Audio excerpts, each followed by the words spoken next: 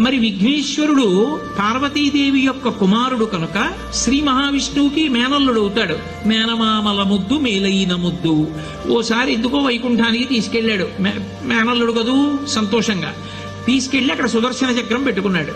ఇదేమిటో బాగుందని తీసి తొండంలో కింద పెట్టి మింగేశాడు. అయ్యబాబో, ఇది శత్రు సంహారకమైనటువంటి సుదర్శన చక్రం రా, దీన్ని మింగేశాడు పిల్లాడని ఎలా బయటికి తెప్పించాలో అర్థం కాక విష్ణువు మొట్టమొదట ఆ పిల్లాడి ముందు ఇలా చెవులు పట్టుకుని గుంజీలు తీశాడు.